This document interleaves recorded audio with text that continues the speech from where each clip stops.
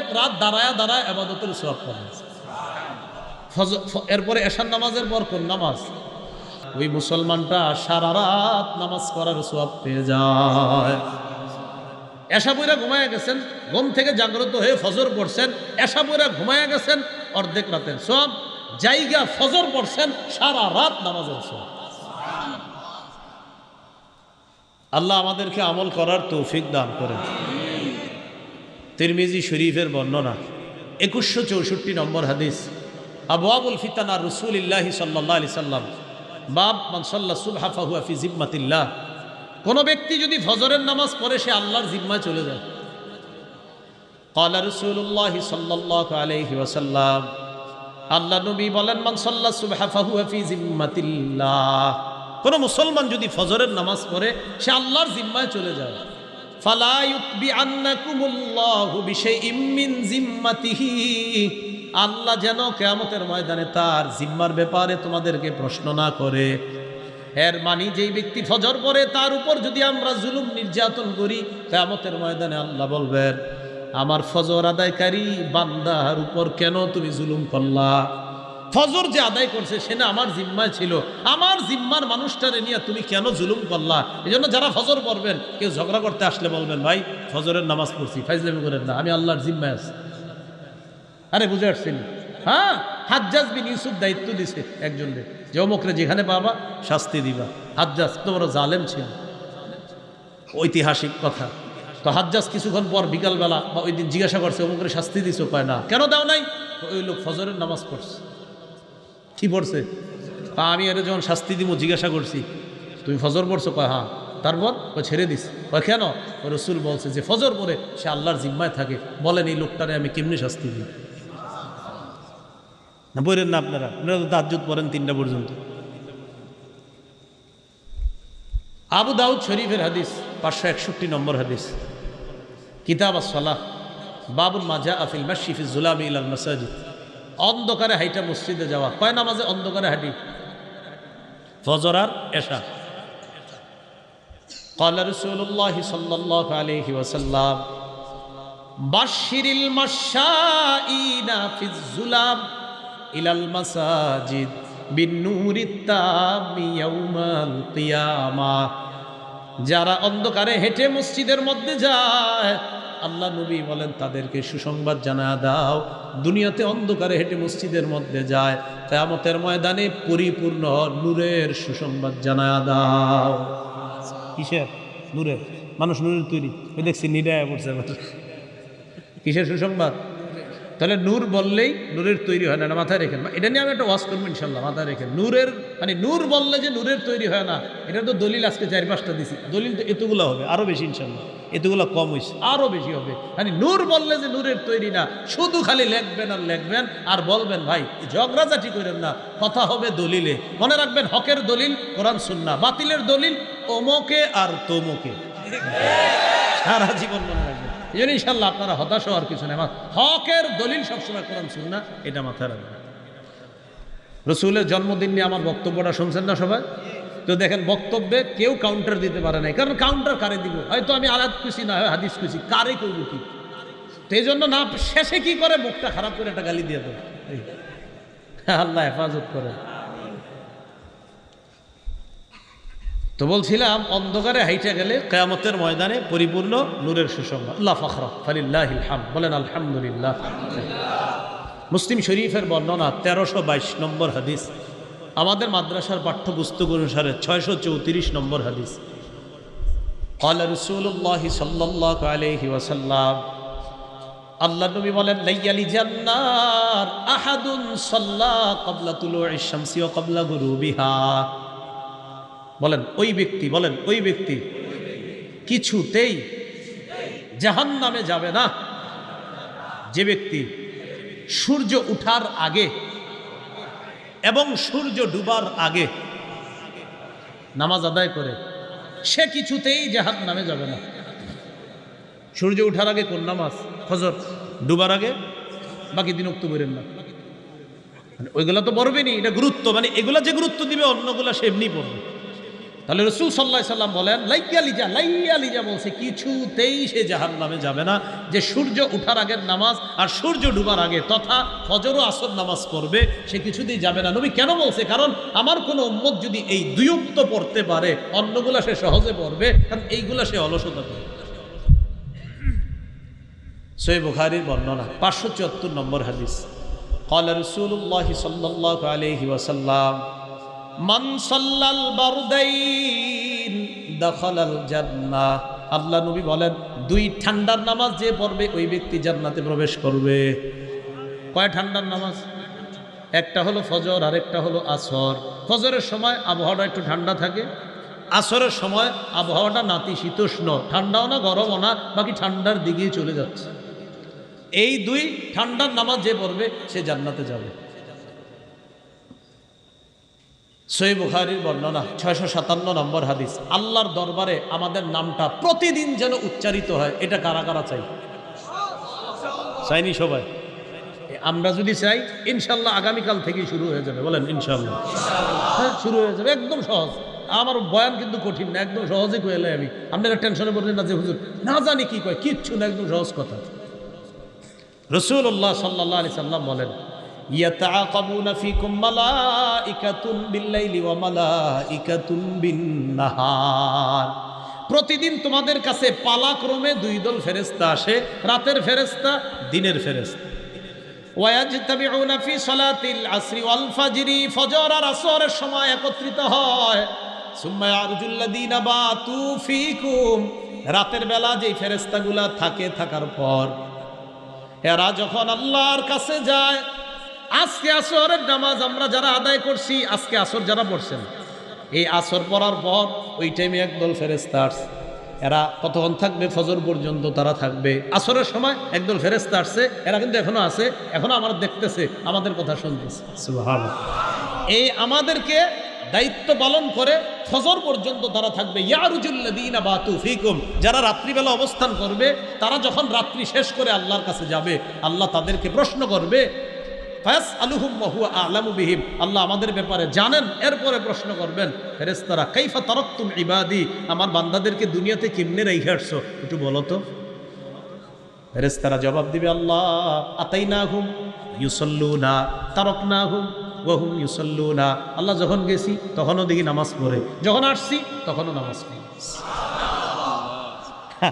আসরের সময় গেছি নামাজ পড়ে, ফজরের সময় আসলাম মাবুদ, এগুলার নামাজে রাইখা আসছি। তো দেখছেন আমাদের নামটা প্রতিদিন আল্লাহর কাছে আলোচনা হবে যদি নামাজ পড়েন। আল্লাহ আমাদেরকে তৌফিক দান করেন। সহিহ বুখারীর বর্ণনা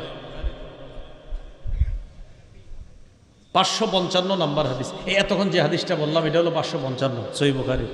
657 নম্বর হাদিসের মধ্যে আছে রাসূলুল্লাহ সাল্লাল্লাহু আলাইহি সাল্লাম বলেন লাইসা সালাতুন আসকালা আলাল মুনাফিকিনা মিনাল ফাজরি ওয়াল ইশা।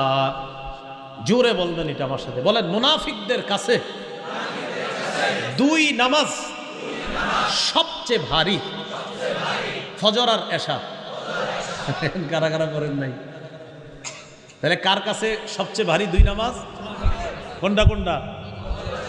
লাউ ইয়ালামুনা মা ফীহিমা লা আতাউহুমা, লাউ ইয়ালামুনা মা ফীহিমা লা আতাউহুমা ওয়ালাউ হাবওয়া। রাসূলুল্লাহ সাল্লাল্লাহু আলাইহি ওয়াসাল্লাম বলেন মানুষ যদি জানতো ফজর আর এশার নামাজের মধ্যে কি উপকার, মানুষ মাটির মধ্যে গড়াগড়ি হলেও ফজর আর এশার নামাজে উপস্থিত হইতো। এই জন্য নিয়ত করে ফেলবেন যে আমি প্যারালাইজড হয়ে গেলেও যেন আমার সন্তানরা আমার মসজিদে ফজর আর এশায় নিয়ে যায়। অন্য নামাজ প্যারালাইজড হয়ে যাওয়ার পরেও ওসিয়ত করা যে আমারে ফজর আর এশার নামাজে নিয়ে যাইবা, যেন আমি সেখানে গিয়ে উপস্থিত হতে পারি। কারণ আল্লাহ রসুল বলছেন ফজর আর এশার উপকার যদি মানুষ জানতো, হামাগুড়ি দিয়ে হলেও মানুষ ফজর আর এশার নামাজে উপস্থিত হইত। পড়বেন নি ফজর এশা ইনশাআল্লাহ? ওয়াদা, আল্লাহ কবুল করেন। তিরমিজি শরীফের হাদিস 586 নম্বর হাদিস। দেখেন পরিপূর্ণ পরিপূর্ণ পরিপূর্ণ কয়বার কইছি? এই পরিপূর্ণ হজ আর উমরার সোয়াব, একদম অশুদ্ধ না বিশুদ্ধ সোয়াব প্রতিদিন কারা কারা চাই? কয়বার কইছি পরিপূর্ণ? দেখেন কি কয়, ক্বালা রাসূলুল্লাহ সাল্লাল্লাহু আলাইহি ওয়াসাল্লাম জাযাকাল্লাহ, ঠিক আছে, বাস বাস। আল্লাহ নবী বলেন, মান সাল্লাল গাদাতা ফি জামাআ, কোন ব্যক্তি যদি ফজরের নামাজ জামাতের সাথে পড়ে, সুম্মা কাদা ইয়াজকুরুল্লাহ, এরপর ওই ব্যক্তি বসে বসে আল্লাহর জিকির করে, আল্লাহর স্মরণ করে, সুবহানাল্লাহ, আলহামদুলিল্লাহ, লা ইলাহা ইল্লাল্লাহ, আল্লাহু আকবার, কোরআন পড়ে, কায়দা পড়ে, আমপারা পড়ে, তালিমের মধ্যে বসে, অথবা ধর্মীয় কোনো আলোচনা শুনে বা আলোচনা করে, ফজর পড়ার পর থেকে সূর্য ওঠা পর্যন্ত সে কোনো জিকিরে আছে, কোনো ধর্মীয় কাজে আছে। সূর্য ওঠার পর সাল্লা রাকাতাইন, 2 রাকাত ইশরাকের নামাজ পড়ে, ফজর নামাজ জামাতে, এরপর সূর্য ওঠার পর 2 রাকাত ইশরাকের নামাজ। নবী বলেন, কানাত লাহু কাজরি হাজ্জাতিন ওয়া উমরাতিন তাম্মাতিন তাম্মাতিন তাম্মা। আল্লাহ নবী বলেন, তার আমল নামায় পরিপূর্ণ পরিপূর্ণ পরিপূর্ণ হজ উমরার সওয়াব লেখা হয়ে যায়। তাহলে ফজর নামাজ পড়তে হবে। কয় নামাজে আমরা অলসতা করি বেশি? 3 ফজর, আসর, এশা। নবীজি ঘুরে ফিরে এই 3 ওয়াক্তের কথাই খুব বেশি বলতেছে। আল্লাহরে দেখবনি সবাই, হ্যাঁ? তাই একটা হাদিস শোনেন, আল্লাহরে যারা যারা দেখতে চাই, সহিহ বুখারীর 573 নম্বর হাদিস, জারীর ইবনে আব্দুল্লাহ রাদিয়াল্লাহু তাআলা আনহুর বর্ণনা, তিনি বলেন, কুন্না ইনদা রাসূলিল্লাহি সাল্লাল্লাহু আলাইহি ওয়াসাল্লাম, আমরা নবীর কাছে, ইয নাযারা ইলাল কমার লাইলাতাল বাদরি, পূর্ণিমার রাতে আল্লাহ রাসূল চন্দ্রের দিকে তাকাইলেন, তাকানোর পর বললেন, আমা ইন্নাকুম সাতারাউনা রাব্বাকুম কামা তারাউনা হাযা লা তুদামুনা আও তুদাহুনা ফি রুয়াতিহি, আকাশের এই চাঁদ দেখতে যেমন তোমাদের কোনো সমস্যা হয় না, ভিড় করা ছাড়া সুন্দরভাবে কিয়ামতের ময়দানে তোমাদের রবকেও সরাসরি দেখতে কোনো সমস্যা হবে না। ভিড় করা লাগবে না, একদম সুন্দরভাবে দেখবা। তাহলে দেখতে চাইতো আল্লাহ নবী কয়, ফাইন ইসতাতাতুম আল্লা তুগলাবু আলা সালাতিন ক্বাবলা তুলুইশ শামসি ওয়া ক্বাবলা গুরুবিহা, আল্লাহকে যদি দেখতে চাও, 2টা নামাজ যেন তোমাদেরকে পরাজিত করতে না পারে। একটা হলো সূর্য ওঠার আগের নামাজ, আরেকটা হলো সূর্য ডুবার আগের নামাজ। ফজর যেন তোমাদেরকে পরাজিত করতে না পারে, আসর যেন তোমাদেরকে পরাজিত করতে না পারে। মানে এই 2টা নামাজ যেন তোমরা কখনো কাজা না করো, তাহলে আল্লাহকে দেখা সহজ হয়ে যাবে। বারবার বলতেছি, কিন্তু এগুলা নবী বলতেছে, এগুলা যাদের জন্য সহজ হবে, অন্য নামাজগুলো এমনি পড়বে সহজে। কারণ জোহর, আসর, জোহর, মাগরিব মানুষ মাশাআল্লাহ অনেকেই পড়ে, কিন্তু অন্যগুলা অলসতা করে। আরেকটা হাদিস শুনেন, সহিহ বুখারীর 1142 নম্বর হাদিসের বর্ণনা, ক্বালা রাসূলুল্লাহি সাল্লাল্লাহু আলাইহি ওয়াসাল্লাম, আল্লাহ নবী বলেন, ইয়াকিদুশ শাইতান আলা কাফিয়াতি রাসি আহাদিকুম সালাসা উকাদিন ইযা হুয়া নামা। নবী বলেন, মানুষ যখন ঘুমায়, মানুষ যখন ঘুমাইতে যায়, তখন শয়তান তার মাথার পিছনে 3টা গিট দেয়। জোরে বলেন, কয়টা গিট? কয়টা? হাদিস পড়ার সময় আমার হাসি ওঠে, ওলামায়ে কেরাম আছেন, হাসি ওঠে এই কারণে, আমি চিন্তা করি, ঘুমাইলেই না গিট দেয় যারা ঘুমায় না। হ্যাঁ, শয়তান কি ঘুমাইলে গিট দেয়? তো যে ঘুমায় না, যে এটা নিয়ে আসে, শয়তান কয়, তুমি তো আমারে নিয়ে আসো, তোমার আর কি গিট দেবো, তুমি থাকো, অমনি থাকো। তো এটা পড়ার সময় আমার খালি হাসি আসে। ক্লাসে যখন আপনার এটা আসে, তখন আমি হাসি। তো অনেক সময় আমার সামনে, আমিও তালেবে এলেম, সামনে যারা ওনারাও ছাত্র ভাই, আমিও ছাত্র, যাই হোক, তো এরা বলে হয়তো হুজুর বইলা ফেলে আর কি, তো বলে যে হাসলেন কেন? তো আমি কই, হাসি এই কারণে যে ইবলিস তো যে ঘুমায় ওরে গিট দেয়, যে ঘুমায় না, যে ঘুমায় না ইবলিস কয়, আমি তোমারে কি গিট দিব, তুমি তো আমারে নিয়ে আসো, আর গিট দেওয়ার কি দরকার, তো তুমি ওটা নিয়ে থাকো। সতর্ক হয়ে যান। সূরা ইব্রাহিমের 22 নম্বর আয়াতে আছে, ওয়াকালা শাইতানু লাম্মা কুদিয়াল আমর, ফয়সালা যখন হয়ে যাবে, ইবলিস বক্তব্য দিবে তার অনুসারীদের সামনে কিয়ামতের মাঠে, ইন্নাল্লাহা ওয়াদাকুম ওয়াদাল হক, আল্লাহ তোমাদেরকে যে ওয়াদা করেছে সেটা সত্য, ওয়া ওয়া'আদতুকুম ফাআখলাফতুকুম, আমি যে ওয়াদা করেছি তোমাদেরকে এগুলো মিথ্যা, আমি সব খেলাফ করেছি। বলেছি সুদ খাইলে টাকা বাড়ে, তোমরাও বিশ্বাস করছো আমার কথা। বলেছি ঘুষ খাইলে টাকা বাড়ে, তোমরাও বিশ্বাস করেছো আমার কথা। তোমাদেরকে কত বুঝান আমি বুঝাইছি, আর সব বিশ্বাস করছো। এগুলো আমি সব মিথ্যা কথা কইছি। ইবলিস বুঝাবে, তো সেদিন বলবে, শোনো, এগুলো সব মিথ্যা কথা। হ্যাঁ, এরপর কি বলবে দেখেন, ওয়ামা কানা লি আলাইকুম মিন সুলতান ইল্লা আন দাউতুকুম ফাস্তাজাবতুম লি। তোমাদের উপর আমার কোনো কর্তৃত্ব ছিল না, আমি শুধু তোমাদেরকে দাওয়াত দিছি, তোমরা আমার দাওয়াত গ্রহণ করছো। ওর বলে কর্তৃত্ব ছিল না, কি জ্বালানটা জ্বালায়। আর সে সেদিন বলবে তোমাদের উপর আমার কোনো কর্তৃত্ব ছিল না, আমি ডাকছি, আমার কথা শুনছো, যেমনি বুঝাইছি অমনি বুঝছো।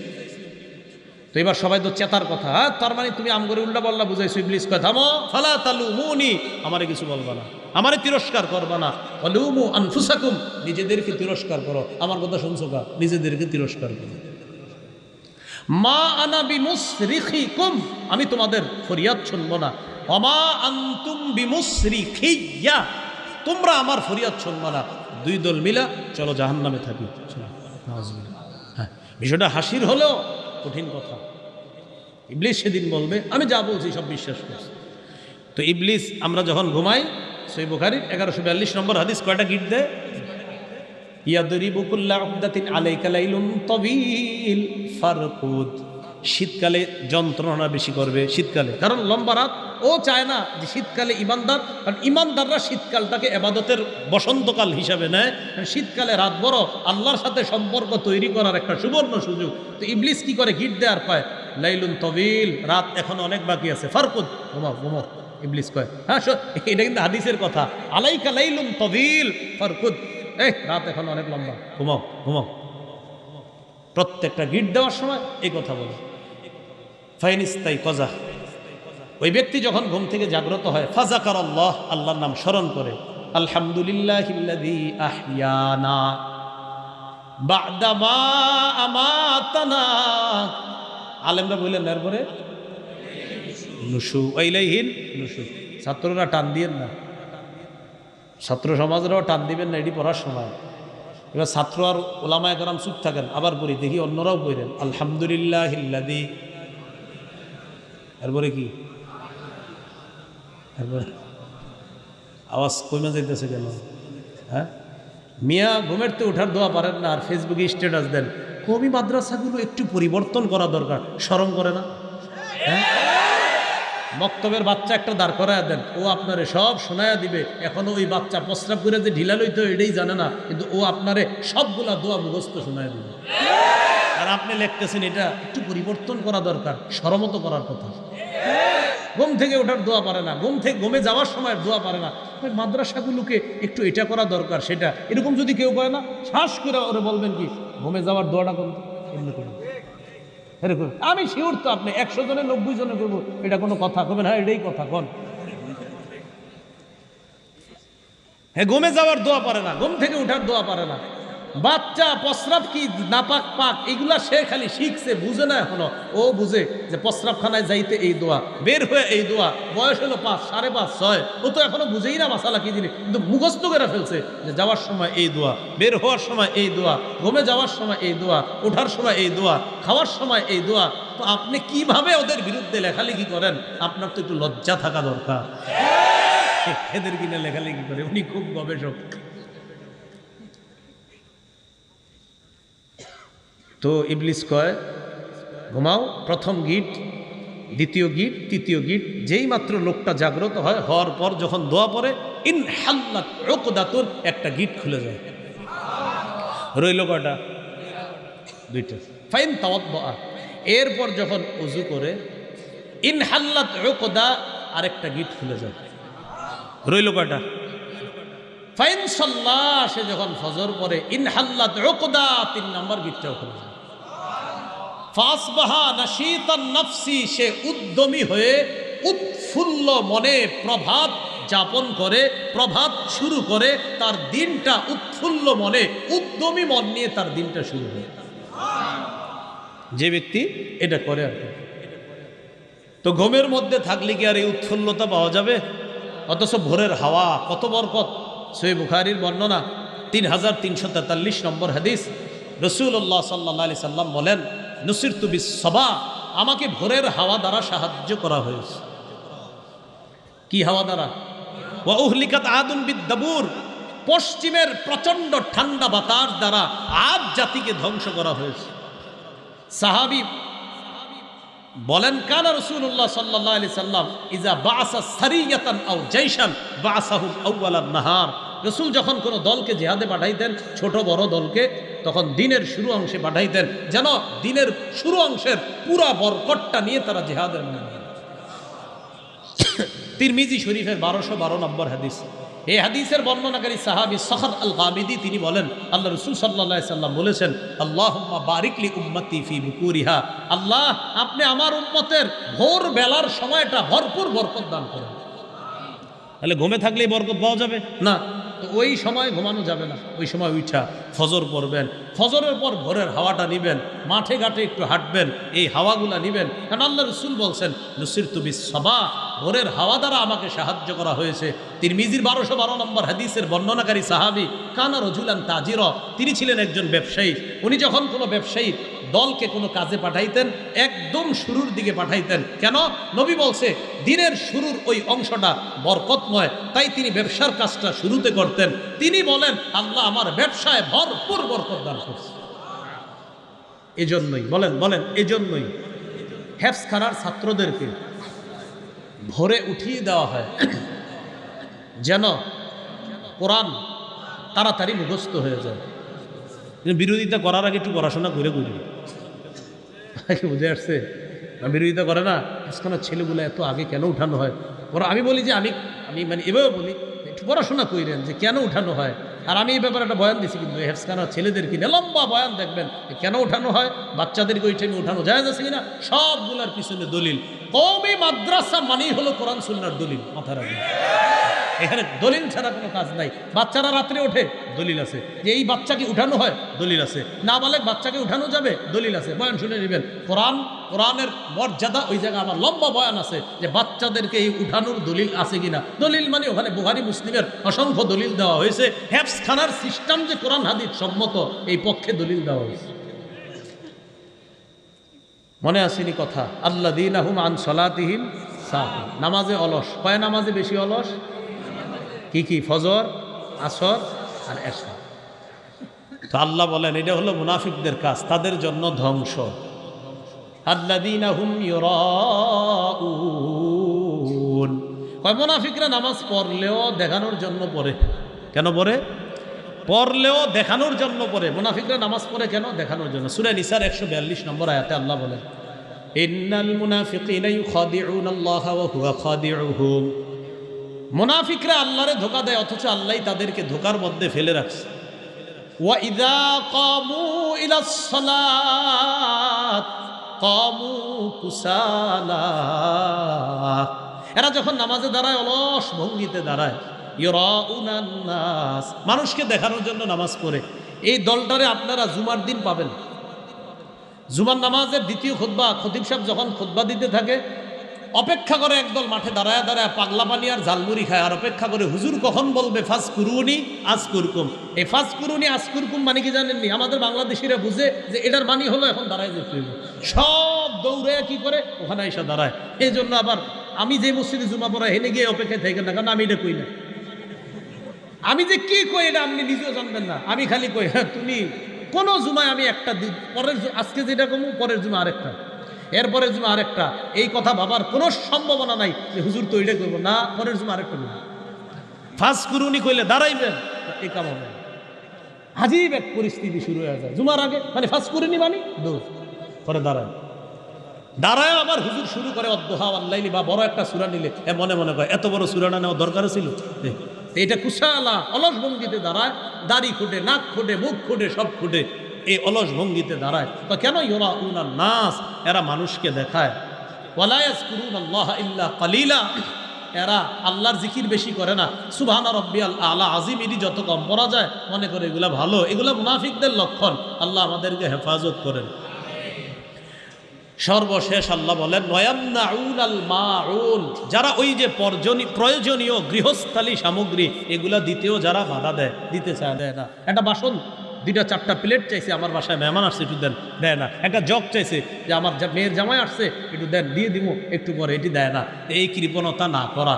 তো এই জন্য ওয়ায়ামনাউনাল মাউন, এগুলো সাধারণত একদল মানুষের অভ্যাস ছিল যে তারা পাশের বাড়ির কেউ যদি ইমানদার হতো তো তাদেরকে এই জাতীয় সহযোগিতা তারা করতো না, তারা ভয়ঙ্কর রকমের আচরণ করত। তা আল্লাহ বলছেন তাদের জন্য ওয়াইল, তাদের জন্য হলো ধ্বংস। এই কাজগুলো ইমানদাররা করতে পারে না।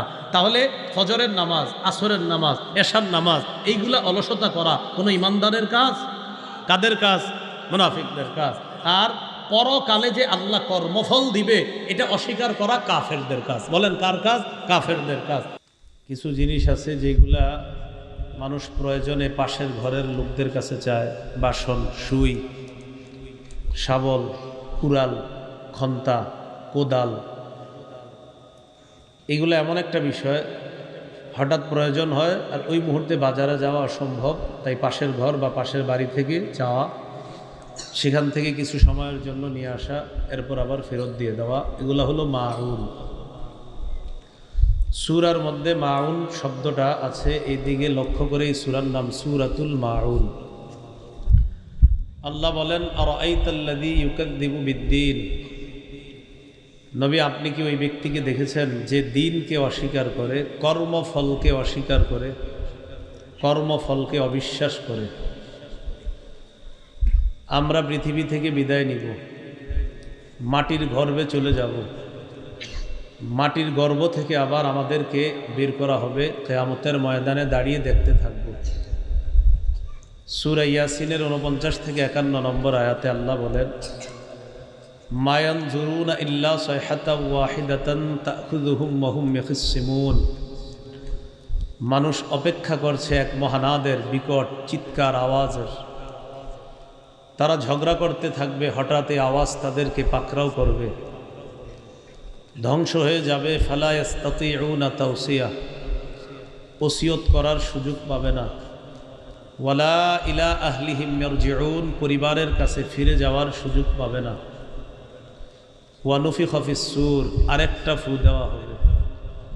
ফাইদা হুম মিনাল আজদাসি ইলা রাব্বিহিম ইয়ানসিলুন, সবাই কবর থেকে উঠা রবের দিকে ছুটে চলবে, কিয়ামতের ময়দানে উপস্থিত হবে। দুই ফুয়ের মাঝে ব্যবধান হবে 40। সহিহ বুখারীর বর্ণনা, 4814 নম্বর হাদিস। আবু হুরায়রা রাদিয়াল্লাহু তাআলা আনহুর বর্ণনা, রাসূলুল্লাহ সাল্লাল্লাহু আলাইহি সাল্লাম বলেন বাইনান নাফখাতাইনি 40, ইসরাফিলের সিংহায় যে ফু দেওয়া হবে ওই ফুয়ের মাঝে, দুই ফুয়ের মাঝে ব্যবধান হবে 40। ছাত্ররা জিজ্ঞাসা করলেন 40 সানাতান, 40 বছর? তিনি জবাব দিলেন আবাইতু, আমি জানি না। তারা প্রশ্ন করলেন 40 শাহরন, 40 মাস? তিনি জবাব দিলেন আবাইতু, আমি জানি না। ছাত্ররা জিজ্ঞাসা করলেন 40 ইয়াওমান, তাহলে কি 40 দিন? তিনি বললেন আবাইতু, আমি জানি না, আমি শুধু জানি নবী বলছে দুই ফুয়ের মাঝে ব্যবধান 40। সর্বপ্রথম সিংহার আওয়াজ যিনি শুনবেন, মুসলিম শরীফের বর্ণনা, 2940 নম্বর হাদিস। ক্বালা রাসূলুল্লাহ সাল্লাল্লাহু আলাইহি ওয়াসাল্লাম সুম্মা ইউনফাখু ফিস সূর লা ইয়াসমাউহু আহাদুন ইল্লা আসগালিতান ওয়া রাফআলিতা, সিংহায় ফু দেওয়া হবে, প্রত্যেকটা মানুষ যেই আওয়াজ শুনবে মাথাটা ঘাটটা নিচে নোয়াবে আর উঠাবে।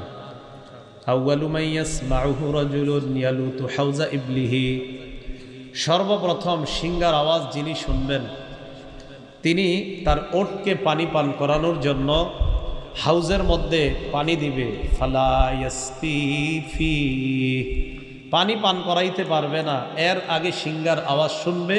ফায়াস আকু, বেহুশ হয়ে যাবে। ওয়াস আকুন নাস, তারপর সারা পৃথিবীর অন্যান্য যারা আছে সবাই বেহুশ হয়ে যাবে। সূরা জুমারের 68 নম্বর আয়াতে আল্লাহ বলেন ওয়া নুফিখা ফিস সূরি ফাসাইকা মান ফিস সামাওয়াতি ওয়া মান ফিল আরদ ইল্লা মান শাআল্লাহ, সিংহায় ফু দেওয়া হবে, আল্লাহ যাদেরকে চান তারা ছাড়া সবাই বেহুশ হয়ে যাবে। কিয়ামতের ময়দানে কর্মফল দেওয়া হবে আমাদেরকে। কাফেররা অস্বীকার করে, তারা বলে আইদা কুন্না তুরাবা আইন্না লাফি খালকিন জাদীদ। আমরা মাটি হয়ে যাব, মাটি হওয়ার পর আবার আমাদেরকে সৃষ্টি করা হবে, নতুনভাবে পুনরুত্থান করা হবে। থুর, এগুলা বিশ্বাস করি না। বলেন নাউজুবিল্লাহ। কর্মফল দূরের কথা, এগুলো তারা বিশ্বাস করে না। তো আল্লাহ বলেন, যারা বিশ্বাস করে না ওই ব্যক্তিদেরকে আপনি জানিয়ে দেন, ইয়া আইয়ুহান নাসু ইন কুনতুম ফি রাইবিম মিনাল বা'স ফাইন্না খালাকনাকুম মিন তুরাব। সূরা হজর 5 নম্বর আয়াত। আল্লাহ বলেন, হে মানুষ, তোমরা যদি পুনরুত্থানের ব্যাপারে সন্দিহান হও তাহলে জেনে রাখো আমি তোমাদেরকে মাটি থেকে সৃষ্টি করেছি। কি থেকে? আমার সাথে বলেন, আদম নবী এবং বনি আদম তথা বাশার, তাদের মূল উপাদান হলো মাটি। বলেন,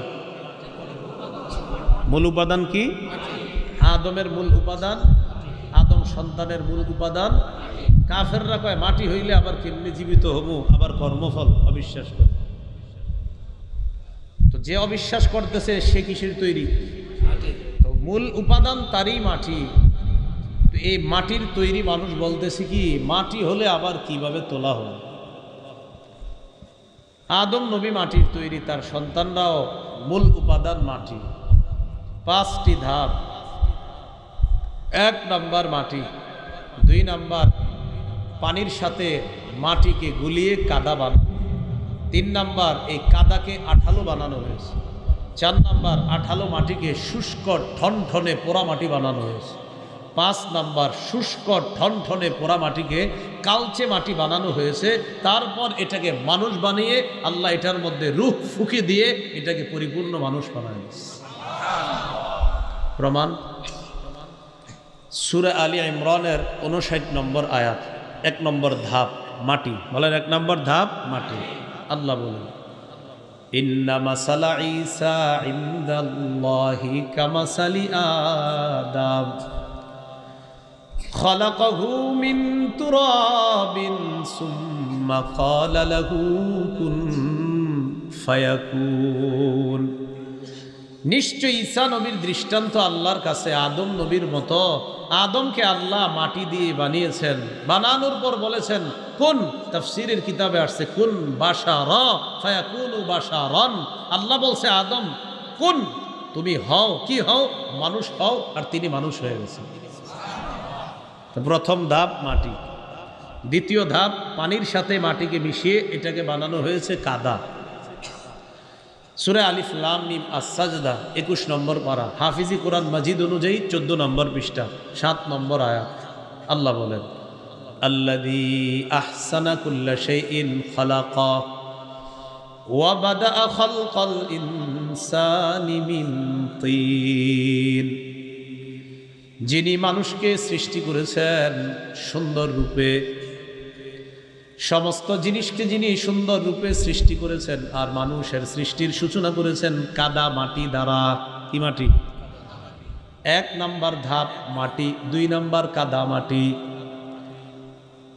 কাদা মাটি বানানোর পর 3 নাম্বার ধাপ এই কাদা মাটিকে বানানো হয়েছে আঠালো মাটি। সূরা আস-সাফফাত 23 নম্বর পারা, হাফিজি কোরআন মাজিদ অনুযায়ী 5 নম্বর পৃষ্ঠা, 11 নম্বর আয়াত। আল্লাহ বলেন, ইন্না খালাকনাহুম মিন তিনিল লাযিব।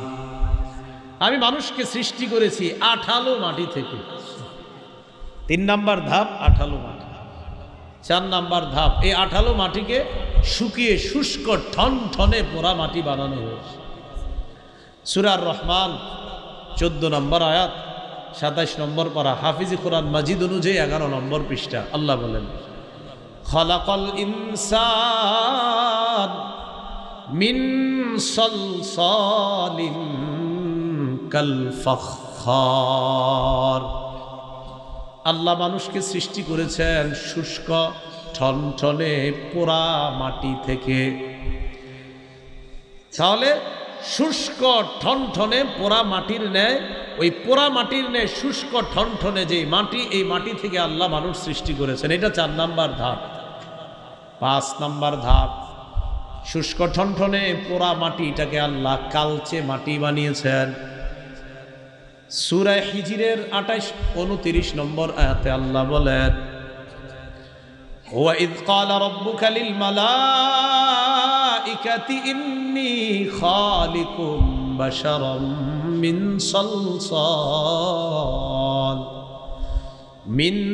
সালসালিম মিন হামাইম মাসনুন। ওই সময়কে স্মরণ করুন যখন আপনার রব ফেরেশতাদেরকে বললেন, আমি শুষ্ক ঠনঠনে কালচে মাটি থেকে মানুষ বানাবো। এই মানুষটা যখন বানাবো, ফাইদা সাওয়াইতুহু, আমি যখন তাকে মানুষের রূপদান করব, ওয়া নাফাখতু ফীহি মির রূহি, আমার রূহ যখন তার মধ্যে ঢুকে দিব। রূহ মানে হলো আমার আদেশ। আমি যতদিন চাইবো মানুষটা দুনিয়াতে বাঁচবে, আমি না চাইলে মানুষটা আর বাঁচবে না। আমি যখন তার মধ্যে রূহটা দিয়ে দিব, সে একজন মানুষ হয়ে যাবে। ফাকউ লাহু সাজিদিন, ফেরেশতা তোমরা যারা আছো ওই মানুষের সামনে সেজদায় লুটিয়ে পড়বা, তার সামনে সেজদা দিবা। এ হলো আদম নবী তথা প্রথম মানুষ বানানোর 5 ধাপ। কয় ধাপ? তো আমরা তো আদম সন্তান। প্রথম কথা, আমরা আব্বা মাটির তৈরি, তো আমরাও কিসের তৈরি হব? মূল উপাদান মাটি। হ্যাঁ, উপাদান তো আরো আছে, পানি আছে, আরো আছে, তো মূল উপাদান কি? তো আমরা যে মাটির তৈরি, এগুলোর দলিল কই? এই দলিল আপনারা সবাই পারেন। সূরা তাহার 55 নম্বর আয়াতে আল্লাহ বলেন, মিনহা খলাকনাকুম ওয়া ফিহা নুঈদুকুম ওয়া মিনহা নুখরিজুকুম তারাতান উখরা। 16 পারা 14 নম্বর পৃষ্ঠা, সূরা তাহা 55 নম্বর আয়াত। আল্লাহ বলেন, আমি মাটি থেকেই তোমাদেরকে সৃষ্টি করেছি, আমি মাটিতে আবার তোমাদেরকে পুনরায় নিয়ে যাব, আমি মাটি থেকে আবার তোমাদেরকে পুনরুত্থান করব। কি থেকে আমাদেরকে বানাইছে? বলেন সবাই, মাটি। মানুষের মধ্যে কালো, সাদা, লাল আসেনি তো কেন? সবাই সুন্দর হইলে কি সমস্যা আছে? হ্যাঁ, সবাই সাদা হইলে সমস্যাটা কিছু, অথবা সবাই কালো হইতো, সবাই লাল হইতো। যার শরীরে মাটি একটু বেশি যাবে, যেটা ওইটা হবে এরকম।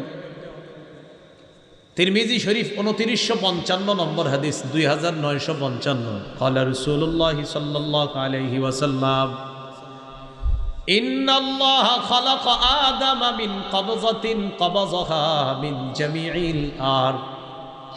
আল্লাহ আদমকে বানাইছে সমগ্র দুনিয়া থেকে এক মুঠো মাটি দিয়ে, পুরা দুনিয়া থেকে এক মুঠো মাটি দিয়েছে। ফাজাআ বনু আদম আলা কদারিল আরদ। আল্লাহ বলেন, তাই আদমের সন্তানরা মাটির নির্যাস অনুযায়ী দুনিয়ার মধ্যে আসে। ফাজাআ মিনহুমুল আহমার, আদম সন্তানের কেউ হয় লাল, ওয়াল আবিয়াদ কেউ হয় সাদা, ওয়াল আসওয়াদ কেউ হয় কালা, ওয়া বাইনা যালিকা কেউ আবার মিশ্রিত রঙের অধিকারী হয়ে যায়। আপনার ছেলেটা দেখতে কেমন? লাল, সুন্দর, মানে সুন্দর লাল লাল ভাব। ছেলেটা কেমন? কমলা সুন্দর, মানে সুন্দর একটু কমলা কমলা ভাব। এই হলুদ সুন্দর কয়নি? এইটা কেন কয়? আমগো নবী কেমন ছিল দেখেন না। সহিহ বুখারী 3547 নম্বর হাদিস, আনাস ইবনে মালিক রাদিয়াল্লাহু তাআলা আনহুর বর্ণনা। ক্বালা রাসূলুল্লাহ সাল্লাল্লাহু আলাইহি ওয়াসাল্লাম, কানা রাসূলুল্লাহ সাল্লাল্লাহু আলাইহি ওয়াসাল্লাম রাবআতাম মিনাল কওম। আনাস বলেন, আল্লাহ রাসূল মানুষের মাঝে মধ্যম গড়নের ছিলেন। লাইসা বিত-তাওয়িল, একেবারে বেশি লম্বা, দেখতে খারাপ দেখা যায় এমন লম্বা ছিলেন না। ওয়ালা বিল কাসির, দেখতে খাটো, অনেক খাটো, দেখতে খারাপ দেখা যায় এমন নবী ছিলেন না। তাহলে কেমন? কয় মাঝারি গড়নের একজন সুদর্শন মানুষ, দেখতে দুনিয়ার মধ্যে যেমন সুন্দর হওয়া দরকার, আমাদের নবীকে আল্লাহ তেমন সুন্দর বানাইছেন।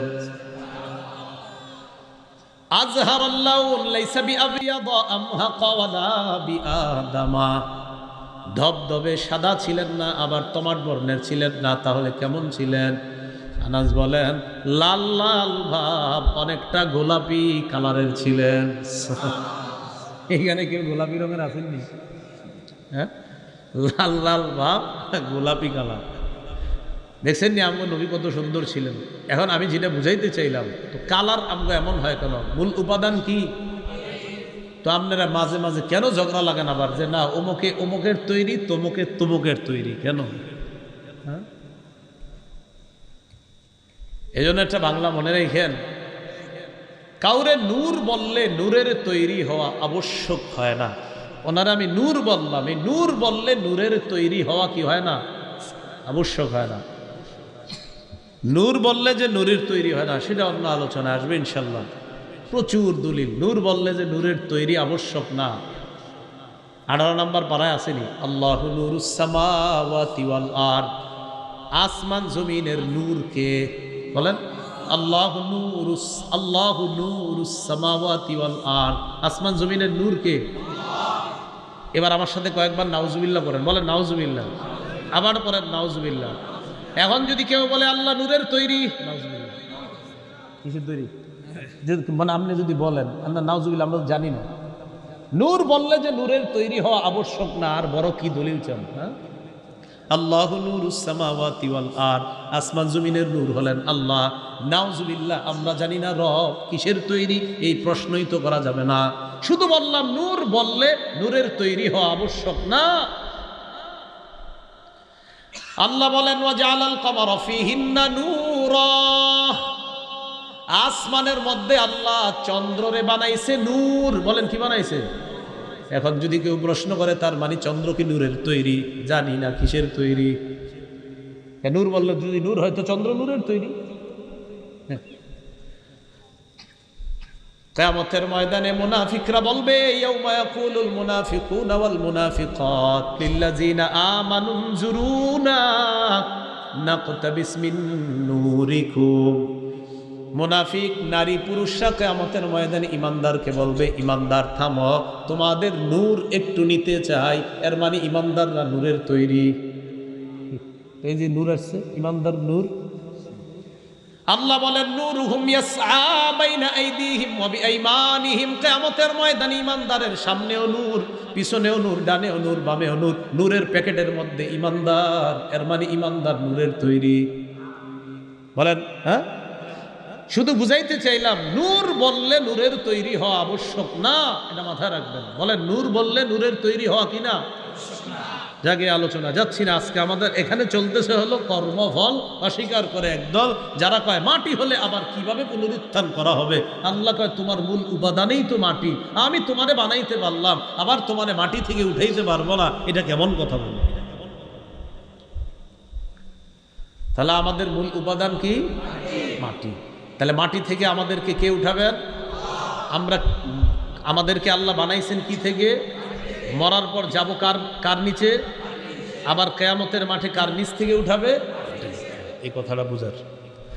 তো এই মাটির তৈরি মানুষ কয় কর্মফল বিশ্বাস করি না, এটারই আল্লাহ বলেন আর আইতাল্লাযী ইউকাজ্জিবু বিদ্দীন। আপনি কি ওই ব্যক্তিকে দেখেছেন যে কর্মফলকে অবিশ্বাস করে? ফাযালিকাল্লাযী ইয়াদউল ইয়াতীম, সে হলো ওই ব্যক্তি যেই ব্যক্তি এতিমকে ধাক্কা দেয়। আলেমরা কয় এতিমরে খাওয়াইলে সওয়াব, কর্মফল যে অস্বীকার করে হেরা কয় থুর, এগুলা হুজুর গো বানানো কথা। মানে কর্মফল অস্বীকার করে তো এতিমরে ধাক্কা দেয়, আরে থুর আন্দাজি মরার পরে এটা পামু হেটা পামু, ফাও কথা। এই জন্য ধাক্কা দেয় এতিমরে। এতিমরে ধাক্কা দেওয়ার 4 ব্যাখ্যা, বলেন কয়টা? 1 নাম্বার আল্লাযী ইয়াকহারুল ইয়াতীমা, এতিমরে ধমক দেয়। 2 নাম্বার ওয়াজলিমুহু হাক্কাহু, এতিমের সম্পদ অন্যায়ভাবে আত্মসাৎ করে। 3 নাম্বার ওয়ালা ইউতিমুহু, এতিমকে খাওয়ায় না। 4 নাম্বার ওয়ালা ইউহসিনু ইলাইহি, এতিমের প্রতি সদাচরণ করে না। এতিমকে ধাক্কা দেওয়ার 4 ব্যাখ্যা। 1 নাম্বার এতিমকে ধমক দেয়, 2 নাম্বার এতিমের সম্পদ আত্মসাৎ করে, 3 নাম্বার এতিমকে খাওয়ায় না, 4 নাম্বার এতিমের প্রতি সদাচরণ করে না। আল্লাহ আমাদের সকলকে এতিমের প্রতি স্নেহশীল দয়াপরবশ হওয়ার তৌফিক দান করেন। সহিহ বুখারীর বর্ণনা 6005 নম্বর হাদিস ক্বালা রাসূলুল্লাহি সাল্লাল্লাহু আলাইহি ওয়াসাল্লাম আনা ওয়া কাফিলুল ইয়াতীম ফিল জান্নাতি হাকাযা ক্বালা বিইসবাইহি আস-সাব্বাবাতি ওয়াল বুসতা। নবীজি এই দুই আঙ্গুল এইভাবে মিলাইলেন, মিলানোর পর বললেন আমি এবং এতিমের অভিভাবক কিয়ামতের ময়দানে, এর মানে আমি আর এতিমের অভিভাবক কিয়ামতের ময়দান থেকে যখন আমরা জান্নাতে যাব, নবী বলেন জান্নাতের মধ্যে আমি আর এতিমের অভিভাবক এইভাবে থাকবো। এইভাবে বলছি, আমি আর এতিমের অভিভাবক এইভাবে থাকবো, মানে পাশাপাশি থাকবে জান্নাত। قال رسول الله صلى الله عليه وسلم إذا أردت أن يلين قلبك فامسح رأس اليتيم। তুমি যদি চাও তোমার কলব নরম হোক, তোমার দিলটা নরম হোক, এতিমের মাথায় তুমি হাত বুলাও, তোমার কলব আল্লাহ নরম বানায়। তো যারা কর্মফল অস্বীকার করে এতিমরে ধাক্কা দেয়, থুর আন্দাজ হুজুররা কত ফজিলত শোনায়, এলা ফাও কথা নাউজুবিল্লাহ। এই জন্য এতিমকে ধাক্কা দেয়। মিসকিনরে খাওয়াইলে সওয়াব আছে না নাই? ওয়ালা ইয়াহুদ্দু আলা তাআমিল মিসকিন। কর্মফলকে যে অস্বীকার করে সে নিজেও অসহায়কে খাওয়ায় না, অন্যকেও খাওয়াবে এই ব্যাপারে উৎসাহিত করে না, নিজেও খাওয়ায় না, অন্যকেও মাদ্রাসায় দিতে চায় অথবা অসহায়কে দিতে চায়, গরিবকে দিতে চায়, কার থুরহিনে দিও না, নিজেও দেয় না, অন্য কাউকে দিতে দেয় না। ওয়ালা ইয়াহুদ্দু আলা তাআমিল মিসকিন, অসহায়কে খাওয়ানোর ব্যাপারে উৎসাহিত করে না। কে? যে কর্মফলকে অস্বীকার করে। এটা হলো কাফেরদের ব্যাপারে আল্লাহ বললেন। এবার মুনাফিকদের ব্যাপারে আল্লাহ বলতেছেন ফাওয়াইলুল লিল মুসাল্লিন।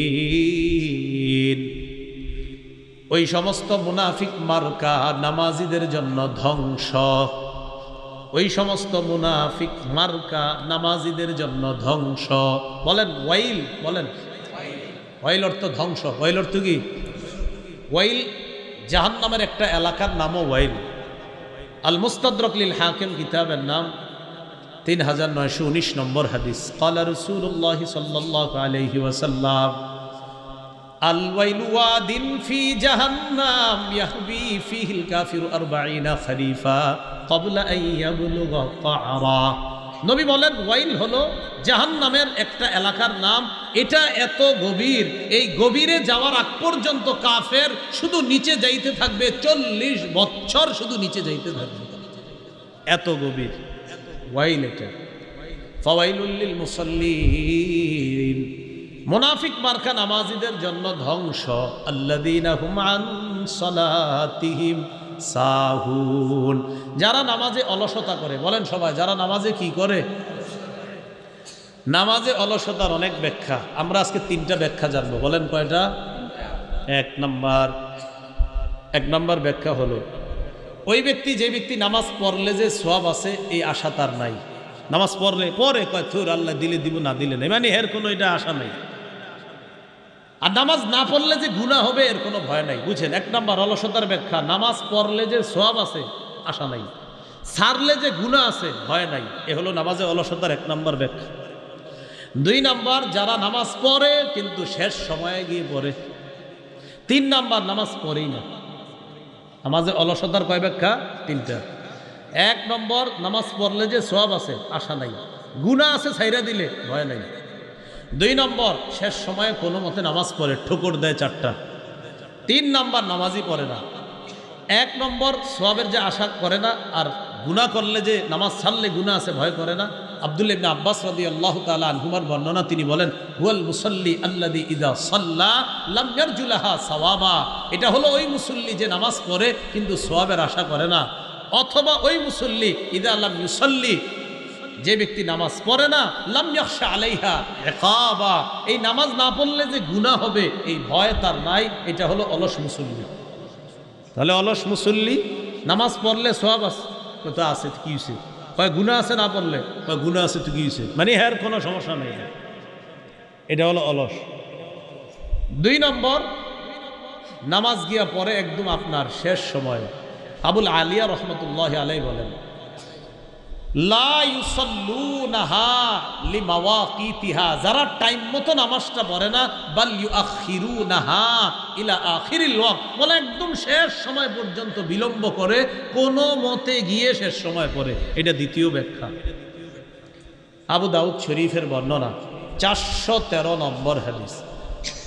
ক্বালা রাসূলুল্লাহ সাল্লাল্লাহু আলাইহি ওয়াসাল্লাম, নবীজি বলেন, তিলকা সালাতুল মুনাফিকিনা, তিলকা সালাতুল মুনাফিকিন, তিলকা সালাতুল মুনাফিকিন, ইয়াজলিসু আহাদুহুম হাত্তা ইযা আসফারাতিশ শামস কামা নাকরা আরবাআ লা ইয়াযকুরুল্লাহা ফিহা ইল্লা কালিলা।